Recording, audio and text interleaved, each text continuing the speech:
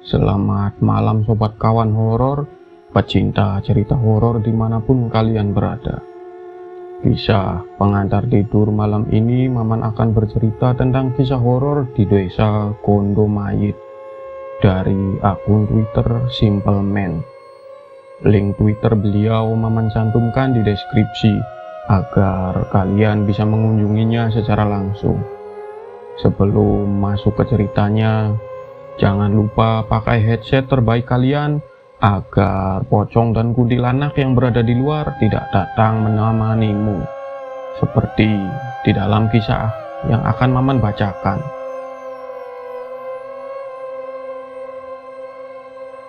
Malam ini, izinkan gua memulai sebuah cerita yang pernah diceritakan oleh seseorang yang menurut gua spesial, karena gua udah kenal dia lama sekali, meskipun nggak pernah satu sekolah, satu kampus, atau satu pekerjaan, tapi gua udah anggap dia abang kandung.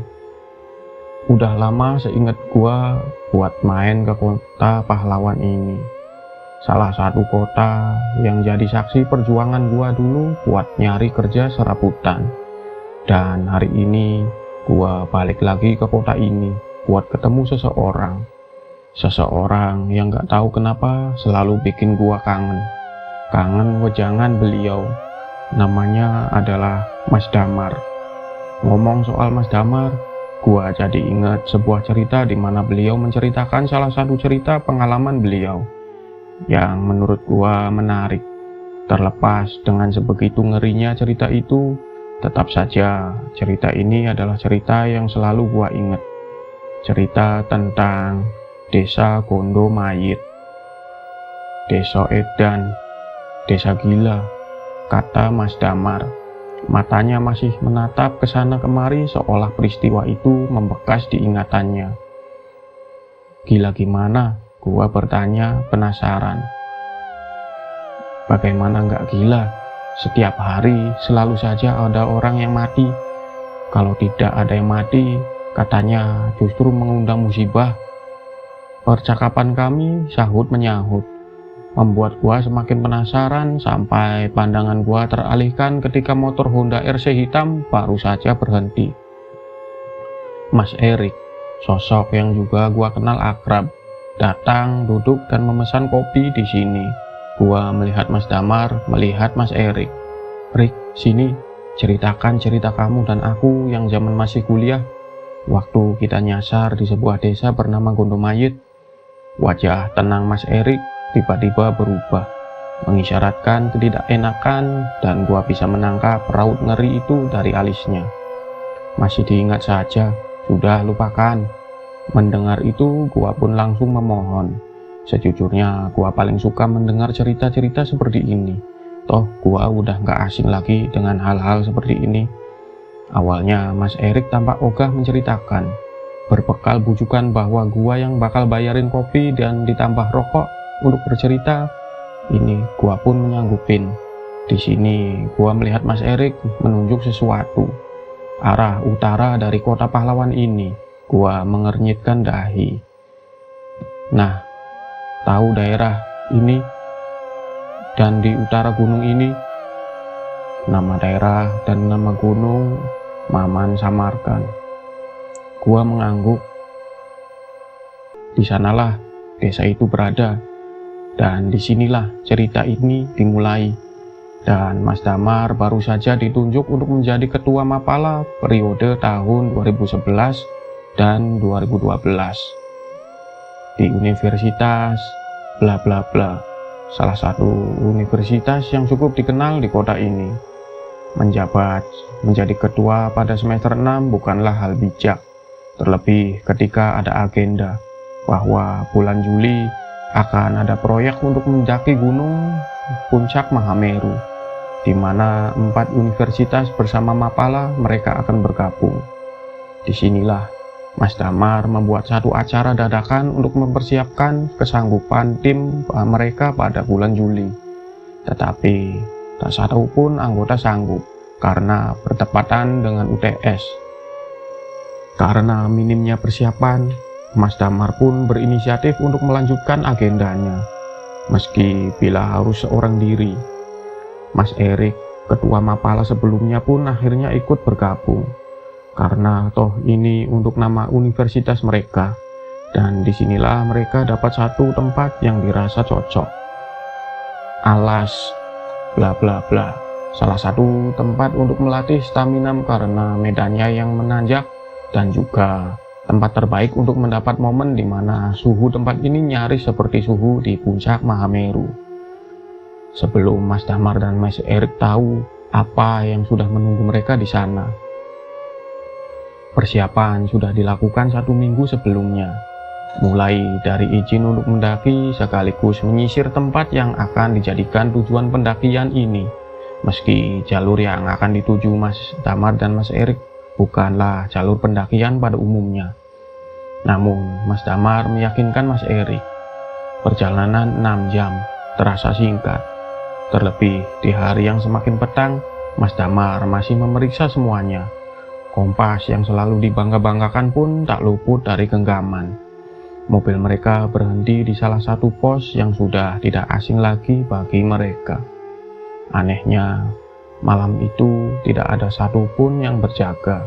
Seharusnya ada 1 atau 2 penjaga, karena meskipun ini bukan jalur pendakian resmi, ini adalah jalur yang seringkali ramai pengunjung. Karena tempat ini adalah satu tempat objek wisata yang terkenal. Menunggu setidaknya itu yang dilakukan Mas Damar. Karena bagaimanapun laporan itu penting, terutama untuk menghindarkan dari hal-hal yang tidak diinginkan. Namun 1 jam 2 jam berlalu dan masih belum ada 1 batang hidung pun yang muncul. Hal itu membuat Mas Erik gusar. Sudah, begini saja Mar, tinggalkan KTP di sini, tulis pesan bahwa kita sudah melampirkan, lagian kita nggak tahu kapan petugasnya ada. Bimbang, itulah yang Mas Damar pikirkan. Bukan sekali 2 kali hal ini terjadi, namun satu yang Mas Damar ingat, hal-hal seperti ini biasanya diiringi dengan petaka yang buruk di langkah selanjutnya. Namun Erik benar, tidak ada yang tahu kapan petugas itu akan kembali. Nekat, Mas Damar dan Mas Erik pun akhirnya melangkah masuk ke dalam hutan, bersiap untuk menyambut penghuni yang sudah menunggu mereka. Jam menunjukkan pukul 8 malam. Seharusnya jalanan belum segelap itu, apalagi jalurnya sendiri masih tidak seberapa jauh dari pos pertama. Tapi malam ini lain, jalur itu lebih gelap dari seharusnya. Yang lebih aneh, tidak terdengar satupun binatang malam di sekitar sana. Medannya memang menanjak, seperti bukit setapak yang bila ditelusuri lebih tinggi, namun masih bisa ditempuh dengan santai. Disinilah Erik yang memulai. Kalau kata mbahku, kalau nggak ada suara, biasanya ada hantu. Hus, jaga mulutmu. Tidak baik ngomong begitu, kata Damar. Ada yang membuat Damar sedari tadi tidak tenang. Berjalan di belakang Erik, seharusnya tidak ada lagi sesiapapun di belakangnya. Namun bulu kuduknya berdiri sedari tadi. Bukan kali pertama Damar merasakan ini. Selama dia mendaki gunung dan masuk ke hutan-hutan seperti ini, bulu kuduk atau leher meremang sudah menjadi makanan sehari-hari. Namun perasaan ini berbeda, seolah-olah yang ini jauh lebih mengintimidasi. Namun Erik tak merasakan apapun. Melihat Erik membuka jalan dengan parang di tangan setidaknya memberi ketenangan pada Damar. Sampai ia akhirnya mendengar suara lain. Damar berhenti disusul Erik. Rik, panggilnya. Erik mendekat, menatap Damar yang leluasa mencari-cari pandang. Apa? Pitik. Dengar tidak ada suara ayam? Erik diam, mencoba mencuri dengar apa yang Damar dengar. Namun Erik menegaskan bahwa tidak ada suara apapun kecuali angin yang berhembus di sela dedaunan. Gak ada. Mereka berpandangan untuk sepersekian detik. Nah, kemudian melangkah cepat-cepat. Ada hal-hal yang tidak sepatutnya diucapkan atau didengarkan. Salah satunya adalah suara ayam. Mendengar suara ayam seperti pertanda sial bagi siapapun yang mendengarnya, terlebih di tempat ini. Damar dan Erik memikirkan hal yang sama, yaitu kuntilanak.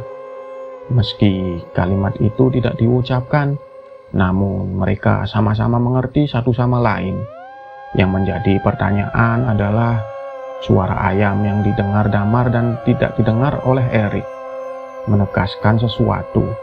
Salah satu dari mereka sudah diincar sedari tadi. Degup jantung dan suara nafas terengah-engah menegaskan bahwa mereka sudah berjalan lebih jauh.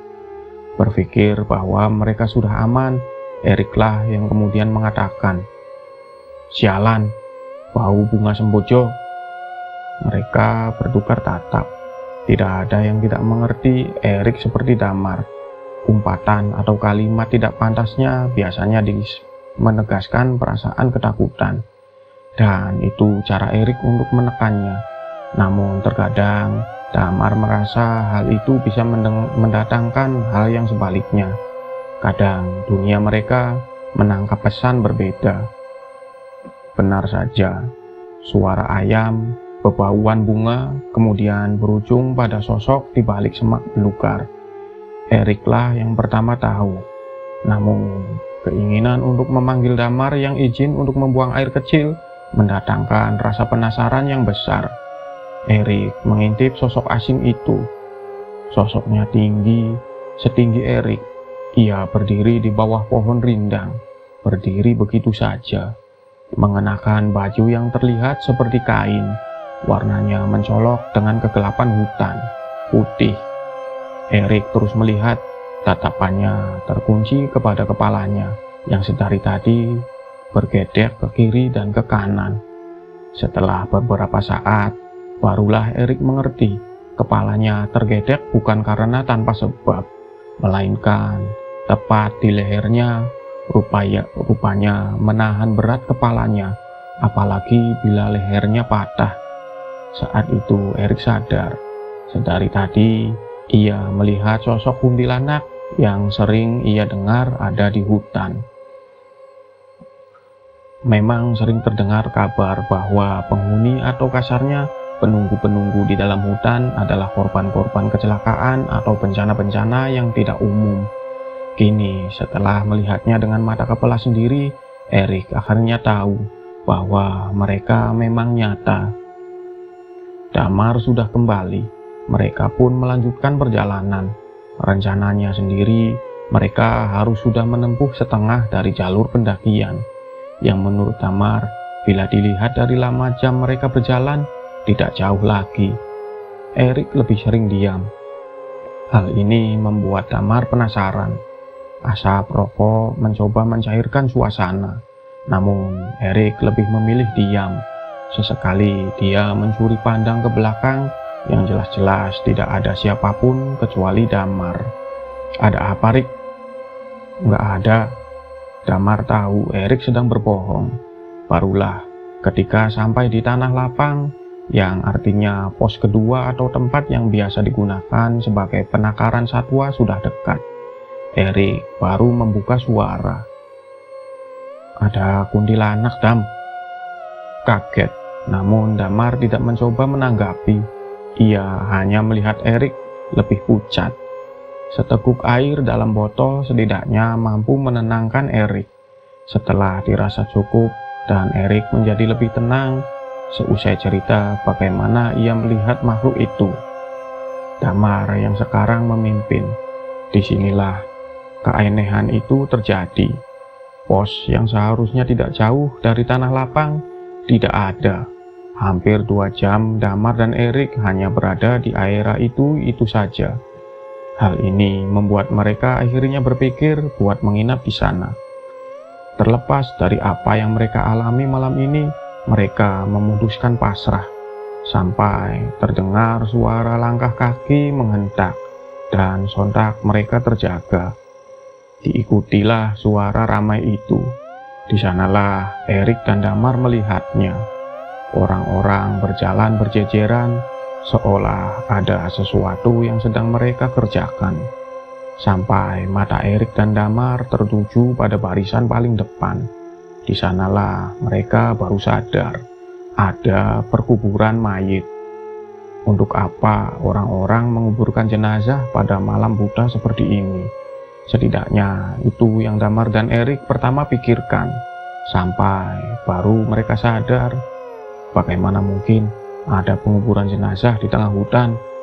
Keganjilan itu sebenarnya sudah dirasakan sedari tadi awal masuk ke dalam hutan. Mas Damar dan Erik hanya diam sembari memandangi rombongan itu semakin jauh, hingga akhirnya kehadiran mereka benar-benar lenyap ditelan kegelapan hutan. Di tengah perasaan campur aduk itu, tiba-tiba Damar mengeluh kesakitan. Sebenarnya sedari tadi mereka berjalan menempuh medan berat itu. Di bagian selangkangan Mas Damar terasa nyeri, namun ia mencoba menahannya. Puncaknya ketika Erik mengajak untuk lanjut, tiba-tiba Damar mengeluh tidak bisa melanjutkan. Diceritakanlah kondisinya, dan ketika diperiksa apa yang terjadi, Damar nggak tahu lagi harus ngomong bagaimana kondisinya ke Mas Erik. "Bagaimana, Mar? Bisa lanjut apa tidak?" Damar memanggil Erik, memintanya mendekat sembari menceritakan keluhannya. Dan ketika dia menunjukkan kondisinya saat itu, Erik hanya bisa melotot nggak percaya atas apa yang dia lihat. "Sialan, kenapa dengan kamu ini?" tanya Erik. Matanya fokus melihat sesuatu yang ganjil. Damar hanya diam. Wajahnya sudah pucat, jangankan menjawab pertanyaan Erik. Kapan dan bagaimana ini terjadi saja, Damar tidak tahu. "Enggak tahu, Rik." Melihat kondisi Damar seperti itu, Erik akhirnya menyuruh Damar bersandar di pohon. Pikirannya fokus ke rombongan yang tadi lewat. Jin atau bukan, Erik harus memanggil mereka agar Damar segera tertolong. Tidak hanya itu, hal seperti ini baru pertama kali Erik hadapi. Bagaimana bisa terjadi hal-hal seperti ini? Padahal mereka tidak lupa berdoa agar dilancarkan semuanya. Tapi kok bisa testisnya si Damar membesar seperti itu? Besarnya sendiri nyaris sama seperti kepalan tangan yang menggenggam. Erik cuma berpikir satu hal, pasti jin gunung yang melakukannya. Erik pun meninggalkan Damar seorang diri. Ia berlari menembus semak belukar menuju rombongan yang sudah hilang lenyap di tengah kegelapan. Ada hal yang aneh dan entah Damar dengar atau tidak, tapi Erik yakin tadi ketika mereka mengintip rombongan itu, ia mendengar suara gamelan yang digaungkan. Hal itulah yang membuat Erik tidak berani bicara, karena fokus mendengar alunan dari gamelan yang dipukul. Tidak hanya itu, ekspresi wajah dari iringan-iringan itu tidak satu pun menunjukkan wajah sedih atau bersimpati. Sebaliknya, wajah-wajah itu sumringah seperti sedang mengadakan pesta. Lalu, keranda mayit yang dipinggul pun asing. Biasanya ditutup dengan kain hijau tua, namun yang Erik dan Damar lihat, keranda itu ditutup dengan kain hitam lengkap dengan bunga melati terajut sebagai pengiringnya. Hal-hal yang dijadikan Mas Erik patokan, semoga ia masih bisa mendengar iring-iringan musik gamelan, dan semoga mereka memang manusia. Berlari kurang lebih 10 menit dan semakin jauh lokasinya dari Damar yang masih menahan nyeri. Erik sadar rombongan itu sudah lenyap, menyisakan tanda tanya. Bagaimana bisa mereka berjalan santai dengan gendong mayit di medan yang naik turun seperti ini? Putus asa, Erik akhirnya menelusuri jalannya lagi, kembali ke tempat di mana Damar tak berdaya. Ia berharap segera selesai dan keluar dari area belantara ini. Rupanya ketika kembali, Erik kaget saat di hadapannya Damar tidak sendirian. Di depannya ada nenek-nenek tua. Di punggungnya ia memanggul kayu bakar. terlihat dari jauh. Damar tampak mengobrol dengan sosok asing itu, membuat Erik bertanya-tanya, ragu, lalu mendekat. Saat itulah baru diketahui nenek itu adalah warga lokal. Ia tinggal di desa tidak jauh dari tempat mereka berada. Nenek itu menawarkan tempat persinggahan, sekaligus memberitahu bila apa yang terjadi pada Damar adalah akibat dari Weltuk. Apa itu? Tanya Erik. Disitulah si nenek yang mengaku bisa menyembuhkan. Damar bercerita, Weltuk itu adalah demit atau lelembut penunggu sungai yang marah sama Damar, karena tanpa sengaja Damar sudah mengencinginya. Akibatnya Damar diselentik kepala area kemaluannya. Ragu dan khawatir awalnya, ketika si nenek yang dipanggil Mbah Dok itu menawarkan Mas Erik dan Mas Damar untuk mengikutinya ke desa tempatnya tinggal. Tapi akhirnya karena keadaan saat itu benar-benar darurat, memaksa Erik akhirnya setuju. Dipoponglah Damar dengan kondisi itu selama perjalanan. Si nenek bercerita banyak hal. Salah satunya mengatakan permisi kalau mau buang hajat atau apapun. Mereka tidak terlihat, bukan tentu tidak ada. Meskipun hanya sekedar izin dengan suara berbisik pun mereka bisa mendengar, termasuk Wanggul yang sekarang mengikuti Erik. Kaget, Erik kemudian bertanya dengan muka ngeri, Wanggul apa mbah? Si nenek berhenti, melihat jauh ke belakang. Di sana ia menunjuk. Hantu wanita yang mati karena kecelakaan, lehernya patah, dan dari tadi dia ngikutin kamu. Wangi apa yang kamu cium? Erik pun mengatakan, sembujo. Si nenek mengangguk. Tidak apa-apa kalau sembujo. Kalau bau bangkai, nah itu baru berbahaya. Lalu bagaimana mbah? Sampai kapan saya akan diikuti? Biarkan saja, nanti juga pergi sendiri, kata si mbah. Benar rupanya, di depan terlihat sebuah desa. Namun desanya ini tidak terlalu besar. Rumah-rumahnya terbuat dari anyaman bambu. Pokoknya sangat jauh berbeda dengan kondisi rumah zaman sekarang yang dibangun dengan bata dan semen. Tepat di sudut rumah paling ujung, gentingnya terbuat dari ranting dengan ditutup daun kelapa kering. Si mbah mempersilahkan masuk. Tidurkan dulu temanmu di sini. Si mbah masuk ke ruangan dalam. Sedangkan Erik dan Damar tinggal di teras rumah. Ada bangku besar untuk rebahan badan Damar. Erik pun masih nggak habis pikir, hanya karena kencing bisa seperti ini. Selidik demi selidik, Mas Erik melihat ke sana kemari. Tatapannya menyapu dari rumah ujung ke ujung. Hanya ada 13 atau kurang rumah di sini. Dan sebelumnya ia tidak pernah mendengar di daerah ini ada desa. Namun tengah malam seperti ini, desa ini sunyi dan sepi, cukup membuat ngeri. Simbah keluar, di tangannya ada kendi. Minum ini, lalu pas minum nanti menghadap ke selatan, biar penyakitnya pergi ke arah selatan ya. Berusaha keras berdiri, Damar menenggak air itu. Sekarang masuk rumah, jangan keluar dulu, biarkan bencananya bisa pergi. Erik pun tidak memahami maksud Simbah saat mengatakan balas satu. Namun Mas Erik mengiyakan tawaran itu. Kali ini mereka yakin Mbah yang menolong mereka mungkin memang manusia. Di dalam rumah persis seperti yang dibayangkan Erik. Rumah desa yang benar-benar seperti pedalaman. Tidak mungkin ada listrik, bahkan peralatannya semuanya benar-benar lawas. Damar sudah tertidur lelap setelah dipersilahkan untuk istirahat. Saat itulah kaget bukan main, Erik mendengar suara gamelan itu. Sekarang Erik baru paham, mungkin rombongan itu adalah rombongan orang-orang desa ini. Namun kenapa musik gamelannya seperti dekat sekali?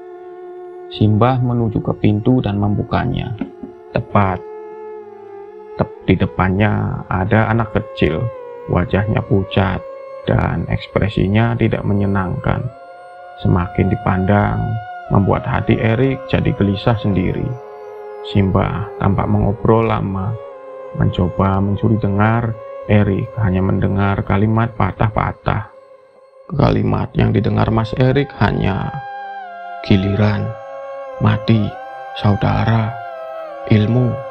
Habis itu pintu ditutup. Simbah kembali masuk dan mengambil kain, lalu menutup kepalanya dengan kain itu. Di sana Mas Erik pun bertanya, "Mau kemana, Mbah?" Saat itulah Simbah menawarkan Mas Erik apakah mau ikut atau tidak. Tawaran itu awalnya membuat ragu Mas Erik, karena ia harus menjaga Mas Damar. Tapi ada keinginan besar yang membuat penasaran, terutama bila melihat wajah anak pucat itu, seperti ada sesuatu yang ganjil. Mas Erik pun ikut. Setelah lama menimbang-nimbang keputusan, rupanya Mas Erik dibawa di sebuah rumah. Di depannya banyak orang sudah menunggu. Benar dugaannya, ada gamelan yang ditabuh di antara kerumunan itu. Tidak berapa lama, pandangan Mas Erik menuju ke pintu rumah. Keluar 4 lelaki setengah baya. Mereka mengangkat keranda mayit yang membuat Mas Erik tidak nyaman. Dalam pikirannya, ia bertanya-tanya, tadi bukannya sudah melakukan prosesi pemakaman, kok diadakan pemakaman lagi? Di sanalah Simbah yang memimpin. Ia berjalan di barisan depan. Karena sudah setengah jalan, Mas Erik pun terpaksa mau tidak mau harus ikut. Di sepanjang perjalanan yang naik turun, tampak wajah-wajah itu menunjukkan ekspresi sumringah. Hal-hal ganjil seperti itu yang membuat Mas Erik nggak habis pikir. Namun ia mencoba menahan diri. Sampailah mereka di sebuah tempat. Ada 2 tanah lapang yang kesemuanya sama. Pemakaman kembar. Setidaknya itu yang terlihat. Si mayit sudah diturunkan dan ketika keranda dibuka, Mas Erik hanya diam bengong melihat siapa yang akan dimakamkan hari ini. Rupanya yang akan dimakamkan malam ini adalah bocah yang tadi berdiri di depan pintu Simbah. Jancuk lah, batin Mas Erik, seolah nggak percaya apa yang ia lihat. Semakin dilihat, wajahnya semakin sama persis dengan apa yang Mas Erik saksikan. Tidak mungkin ia salah lihat. Gua yang dengar Mas Erik bercerita menatap bingung. Maksudnya gimana, Mas? Anak yang dikubur itu sama persis sama anak yang gedor pintu itu kah? Mas Erik menghisap rokoknya lama lalu mengangguk. Nggak mungkin kata gua mencoba berkilah. Namun sanggahan gua hanya dijawab dengan wajah murung Mas Erik. Tak cuma itu, Mas Damar yang terkenal realistis pun hanya diam. Matanya tertuju pada segelas kopi yang mulai dingin. Mau tidak mau, Mas Erik menyaksikan prosesi pemakaman itu. Di tengah pemakaman, Mas Erik melihat gelagat yang aneh, di mana semua orang tampak sedang menari-nari. Beberapa bernyanyi dengan nada gamelan mengalun-alun. Yang lebih membuat Mas Erik tidak bisa mengerti adalah si bocah dikubur dengan mata masih terbuka lebar. Gua nggak bisa bedain antara mau ketawa atau menahan ngeri dengan mendengar cerita Mas Erik. Gimana sih maksudnya? Itu anak sudah mati apa belum sebenarnya? Mas Erik masih diam lama. Kemudian Mas Damar memotong cerita Mas Erik. Hening, sepi, sunyi. Setidaknya itulah yang dirasakan Mas Damar. Ia terbangun meski mata masih terkantuk-kantuk. Dilihatlah ke sana kemari. Ia baru ingat. Ia baru saja terlelap di atas ranjang rumah seseorang. Seseorang wanita tua yang menawarkan rumahnya. Dicarinya Mas Erik namun tidak ditemukan kawan seperjalanannya ini. Maka dengan tatapan kebingungan sekaligus penasaran, kemana semua orang pergi, Mas Damar mencoba memanggil-manggil Mas Erik, namun tak kunjung ada jawaban. Begitu juga dengan wanita tua itu. Dengan keadaan masih linglung, ia melihat kondisinya. Ukuran testisnya belum normal, namun jauh lebih baik dibanding beberapa saat yang lalu. Mas Damar berdiam diri sebentar. Dilihatnya langit-langit dari teras rumah masih gelap. Ucapnya dalam hati, artinya satu malam belum terlewati. Mas Damar pun kembali masuk ke rumah yang lebih terlihat seperti gubuk itu, sampai ia merasa penasaran dengan ruangan dalam milik si wanita tua itu. Dengan perlahan Mas Damar mendekat. Di dalam rumah, Mas Damar mencium bebauan yang familiar. Rupanya itu adalah bau dari daun sirih yang digunakan wanita tua itu. Bagaimana Mas Damar tahu bebauan itu? Karena rupanya Mas Damar sudah sering menciumnya di rumah Mbah Buyutnya yang juga menggunakan itu untuk membersihkan gigi. Tangan Mas Damar cekatan memeriksa rumah itu. Meski tidak sopan, rasa penasaran Mas Damar begitu besar. Matanya sibuk mengawasi ini itu, sampai pandangannya menangkap sebuah kotak dengan ukiran Majapala, sebuah ukiran khas Jawa. Mas Damar pun mendekat. Pelan-pelan, rupanya kotak itu tidak dikunci. Dengan leluasa Mas Damar pun mengangkatnya. Namun perasaan Mas Damar mendadak tidak enak. Bebauan yang awalnya didominasi bebauan daun sirih tiba-tiba lenyap begitu saja. Berganti menjadi bebauan seperti kentang atau umbi kayu yang dibakar. Semua orang tahu bebauan itu bebauan apa. Biasanya ketika mencium bebauan lenguh seperti itu, maka artinya tidak jauh dari tempatmu berdiri ada makhluk familiar yang sudah terkenal sedang mengawasimu, yaitu pocong. Namun Mas Damar belum tahu akan hal ini. Ia nekat membuka kotak itu. Begitu kotak dibuka, Mas Damar menatap heran, karena yang ia lihat hanyalah tumpukan pakaian bernuansa warna putih, tertumpuk berantakan begitu saja. Maka Mas Damar bersiap menutupnya lagi. Namun tiba-tiba dia curiga dengan pakaian itu. Diambillah satu helai pakaian, dan ketika pakaian itu terangkat di tangannya, ia memeriksa dengan seksama, sampai ia yakin dan menatap ngeri pakaian itu. Rupanya itu adalah kain kafan yang sudah diikat sedemikian rupa, membentuk sampul untuk membungkus mayit. Mas Damar sontak melempar pakaian itu begitu saja.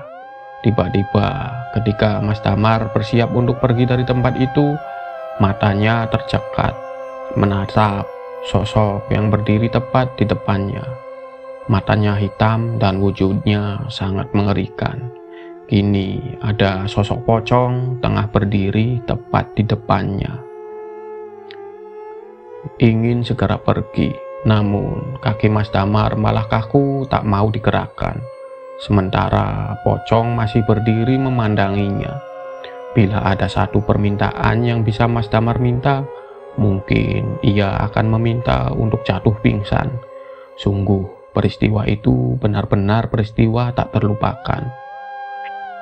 Disitulah akhirnya Mas Damar mendengar suara lirih namun membuat bulu kuduk berdiri. Si pocong mengatakan, "Tali pocong, tali pocong." Mas Damar masih mematung. Ketakutan benar-benar mengeraskan syarafnya, hingga suara pintu terbanting membuat Mas Damar tercekat panik. Dilihatnya si Mbah sudah kembali dengan wajah marah dan memaki. Entah apa yang terjadi. Ia melihat si Mbah mencengkeram ujung kain kafan pocong itu, menyeretnya dengan tangan kosong lalu melemparnya tepat di kebun belakang rumah gubuk itu. Kejadian yang baru saja terjadi membuat Mas Damar tidak habis pikir. Wanita itu menatap Mas Damar dengan tatapan dingin sembari berujar, "Jika kamu tidak tahu apa-apa, jangan sembarangan ya nak. Nyawamu ada harganya." Kalimat itu masih terbayang di pikiran Mas Damar, bahkan hingga saat ini. Mas Erik baru sadar Sedari tadi si Mbah tidak kelihatan, padahal ia ikut karena si Mbah yang menyuruhnya. Ditambah rasa penasaran kenapa memakamkan seseorang saja sampai ambil waktu selarut ini. Disinilah Mas Erik dibuat kaget. Loh, tali pocong belum dibuka itu. Loh, tali pocongnya kenapa itu nggak dibuka? Namun tak seorang pun mendengarkan peringatan dari Mas Erik. Mereka tetap menutup lubang kubur dengan tanah. Disinilah Mas Erik merasakan firasat teramat buruk. Desa gila, maka ia segera meninggalkan tempat itu. Sampai di rumah si Mbah, Mas Erik melihat Mas Damar. Mata mereka saling menangkap satu sama lain. Di sini mereka curiga. Desa ini mungkin bukan desa manusia, namun ada hal yang lebih besar dari semua itu. Ada misteri apa yang disembunyikan di desa ini? Di tengah kebingungan, langkah kaki si Mbah mengejutkan mereka. Wajahnya yang sempat mengeras ketika melihat Mas Damar kini sudah berubah seperti sedia kala. Seperti saat pertama kali mereka bertemu si Mbah. Nak, kamarnya sudah disiapkan. Mau tidak mau, mereka pun masuk ke sebuah kamar yang asing.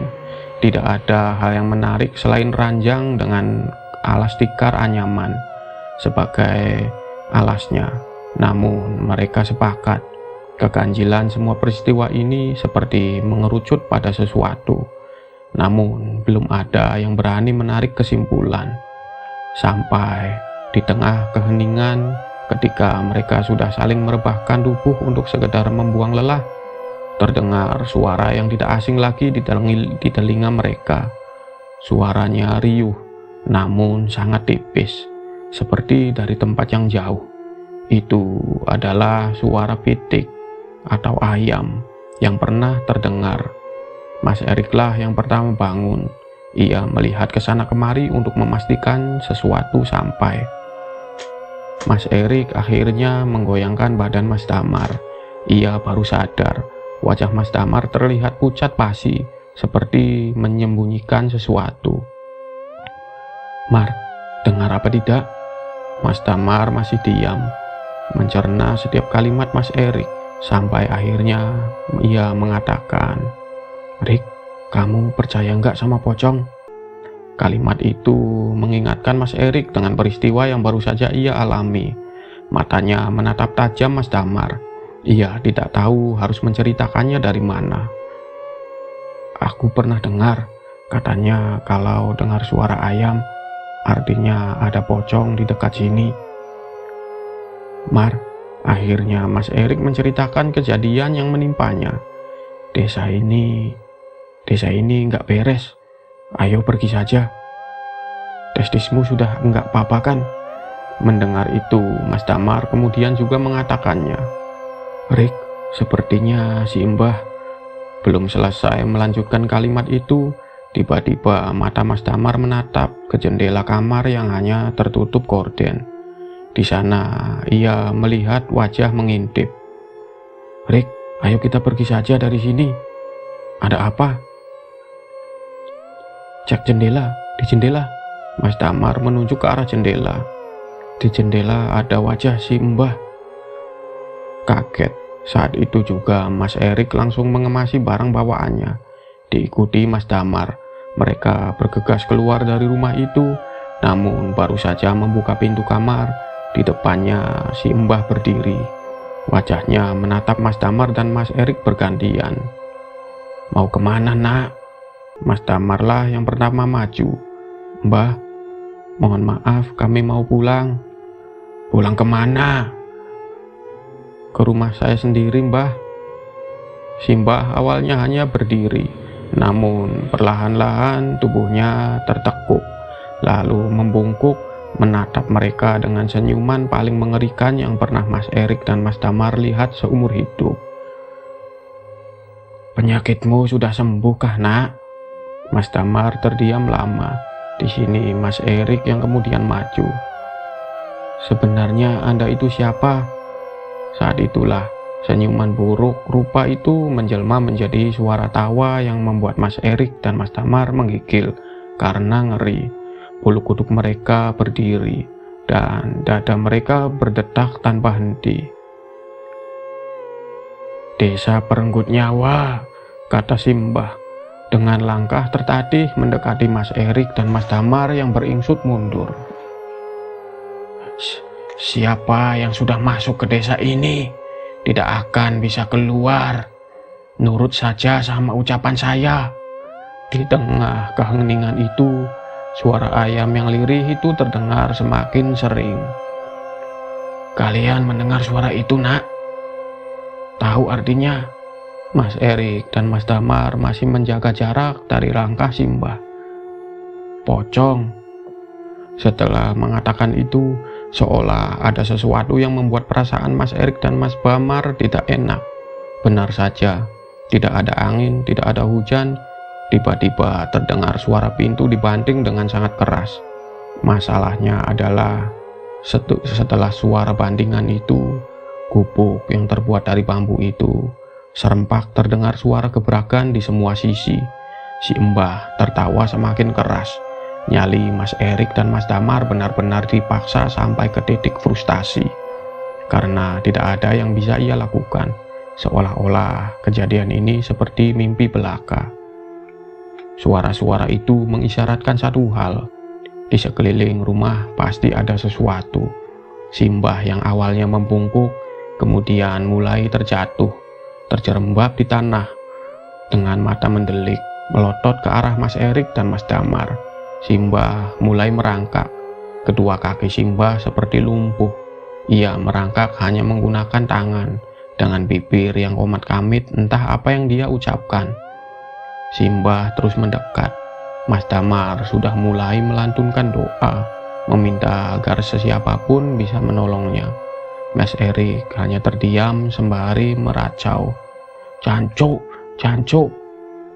Saat itulah tercium aroma familiar yang seolah menyadarkan Mas Erik dan Mas Damar. Itu aroma semboja. Aroma itu semakin menyengat. Suara ramai yang sedari tadi menciutkan nyali Mas Erik dan Mas Damar perlahan sirna.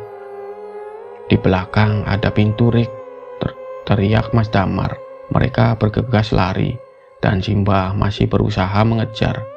Dilihatnya kotak yang Mas Damar lihat tadi, namun segera ia tepis pikiran-pikiran yang masih menyimpan tanda tanya.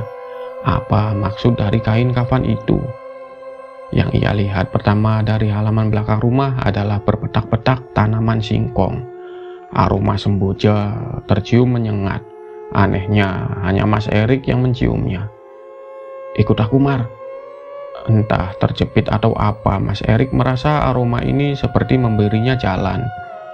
Benar saja, langkah mereka perlahan menuju ke tanah hutan. Pepohonan yang sedari tadi menjadi penanda perjalanan mereka, kini mulai mereka telusuri. Mas Erik meyakinkan Mas Damar, desa itu dihuni oleh mayat. Pertanyaannya adalah, kenapa mayat harus dikubur lagi? "Kain kafan, Rik, apa ada hubungannya?" Mas Erik terlihat bingung. "Di kotak yang ada di dapur ada banyak kain kafan." Mas Erik dan Mas Damar masih berpikir sampai ia baru sadar. Di tempat mereka berdiri, mereka tidak lagi sendirian. Dari balik pohon, banyak sepasang mata yang mengawasi. Dan setelah diperhatikan lagi, itu adalah sosok pocong. Tidak hanya satu pocong, namun hampir ada puluhan pocong. Mas Damar dan Mas Erik berdiam mematung sendiri. Mas Damarlah yang mendengar suara-suara mereka. "Tali pocong! Tali pocong!" "Dengar apa tidak, Rik?"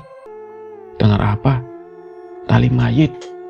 Setelah mendengar itu, Mas Erik pun baru paham. Kuburan, Mar. Mayit tali kuburan. Tali pocong di mayatnya. Belum ada yang dibuka. Mereka pun berlari, membiarkan pocong-pocong itu mengikuti. Yang mengerikan, pocong-pocong itu terbang di atas mereka. "Kuburannya di mana?" "Di sana." "Itu ngapain pocongnya ngikutin gitu, Mas?" tanya gua yang penasaran. Mas Damar menatap gua, mencoba berpikir sebelum bilang, ini cuma asumsi sih, tapi kayaknya ada hubungannya sama si Mbah yang kami temui, kata Mas Damar. Mas Erik sepertinya mengiyakan ucapan Mas Damar. Di tengah gelapnya hutan, Mas Damar dan Mas Erik nggak berhenti berlari.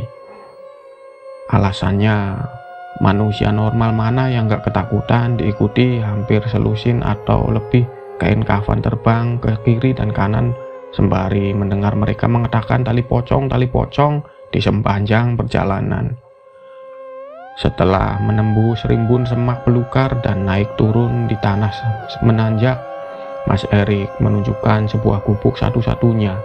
Mas Erik tahu gubuk itu penanda kuburan kembar. Kenapa disebut kuburan kembar? Rupanya ada dua pemakaman yang sejajar dan hanya terpisah oleh pagar bambu. Pasak yang digunakan untuk setiap pemakaman pun hanya menggunakan pasak kayu, yang kebanyakan sudah lapuk tanpa ada penanda siapa yang dimakamkan di sana. Di sini keanehan terjadi. Pocong yang sedari tadi terbang di atas mereka, tidak ada satupun yang terlihat lagi. Mereka lenyap. Meski begitu, suara ayam yang pernah mereka dengar dari jarak yang jauh kini terdengar sangat dekat. Dekat sekali sampai Mas Erik berasumsi suara ayam itu kemungkinan berasal dari pemakaman ini. Masalahnya, di mana ayam itu berada? Lain hal Mas Damar. Ia bisa menciumnya. Aroma sembojo yang hanya tercium di hidung Mas Erik, kini tercium juga di hidung Mas Damar. Wangi, kata Mas Damar, sembari melihat ke sana kemari hingga Mas Erik menunjuk sesuatu. Gundukan tanah, tempat pemakaman yang pernah Mas Erik lihat.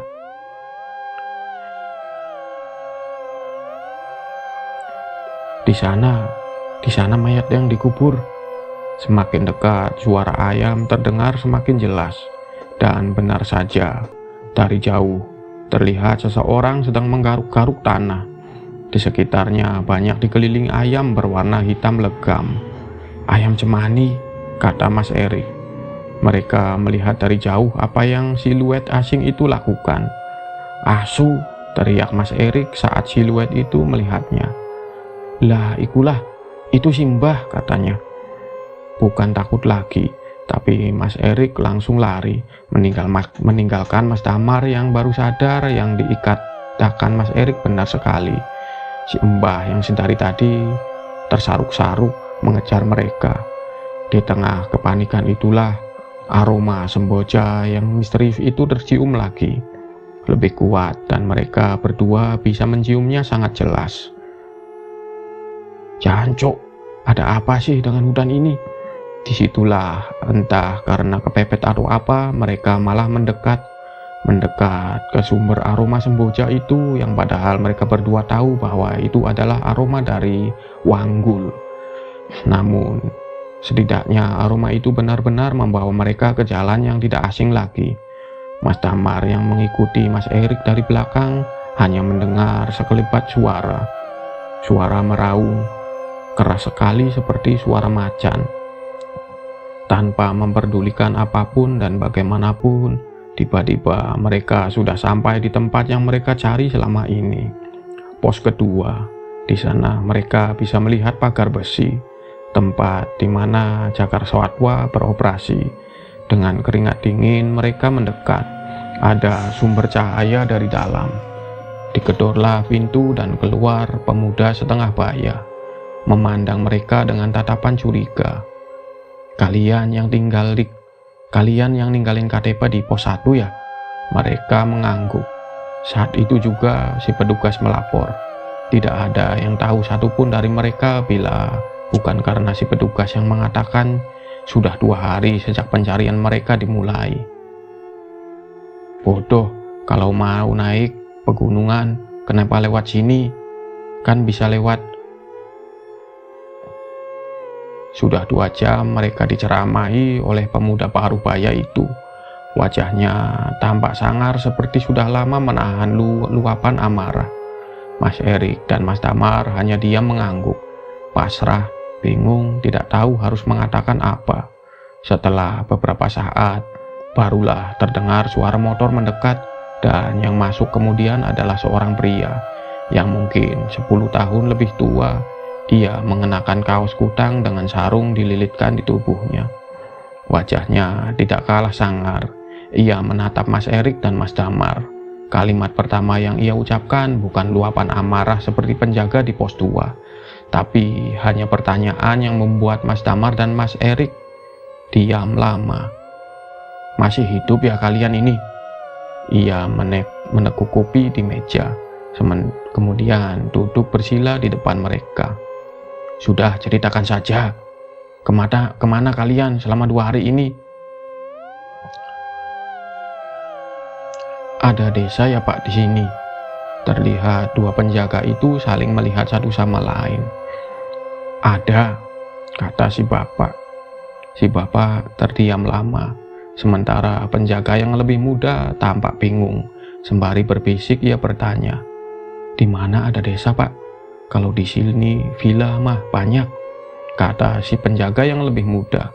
Sembari menghisap rokok, wajah si bapak tampak tegang. "Apa benar kalian cuma berdua saja waktu mendaki di sini?" Mas Erik dan Mas Damar mengangguk bersamaan. "Syukur," kata si bapak. "Alas iki pancen angker. Dulu sudah terkenal bahwa banyak yang pernah lihat kalau ada tempat yang namanya 1000 pintu, pohon keramat yang kabarnya bila dilihat ada desa di dalamnya. Desa ini namanya adalah Desa Gondomayit." Hembusan asap rokoknya membuat semua orang yang ada di ruangan terdiam mendengarkan. Wajah mereka semua tegang. Masalahnya, tidak ada yang tahu di mana keberadaan pohon ini. Untungnya kalian tidak terjebak di desa ini dengan membawa jumlah orang ganjil. Kalau sampai itu terjadi, biasanya hanya satu yang tidak akan bisa pulang. Mas Erik dan Mas Damar saling memandang satu sama lain. "Sekarang aku tanya, apa yang kalian rasakan sekarang?" Di sini Mas Damar awalnya bingung. Apakah ia harus bercerita soal kondisi tubuhnya, dan akhirnya dengan bantuan Mas Erik, Mas Damar menunjukkan area di mana ia mendapat musibah.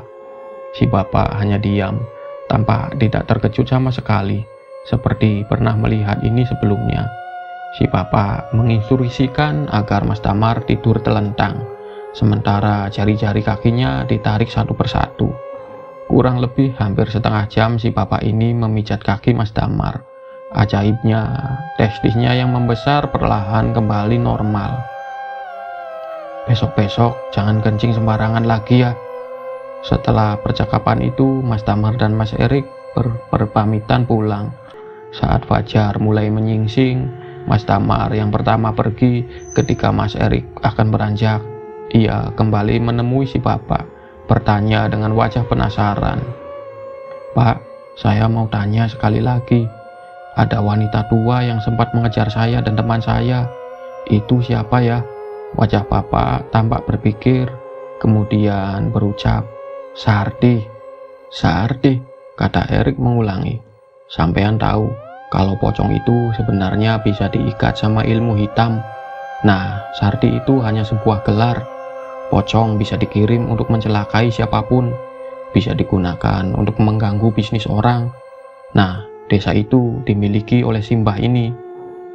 "Simbah ini manusia dong Pak?" Si bapak hanya diam sembari menggeleng. Ia tidak bisa melanjutkan ini lebih jauh. Sekarang, dari informasi ini, Mas Erik mengambil kesimpulan. Cara mengikat pocong berarti dengan memegang tali pocongnya. Sekarang yang menjadi pertanyaan adalah, berapa banyak pocong yang sudah diikat, dan kenapa eksistensi desa ini masih muncul? Sebenarnya cerita tentang pesugihan pocong bukanlah hal yang baru. Banyak cerita tentang pesugihan pocong, mulai dari sebagai pelaris makanan hingga pembawa bala atau sial bagi keluarga yang tidak disukai. Apapun itu, mungkin ujung dari cerita ini berhubungan satu sama lain dengan desa ini. Yang menjadi poin penting di sini adalah, jauh di luar akal sehat ini, Memang ada hal-hal gaib kerap kali menyembunyikan misterinya sendiri. Malam itu, setelah selesai mendengar cerita itu, satu yang gua pelajari, pengalaman yang menimpa mereka benar-benar buat gua harus senantiasa waspada dimanapun kita berada. Ibarat pepatah, di mana bumi dipijak, di situ langit dijunjung.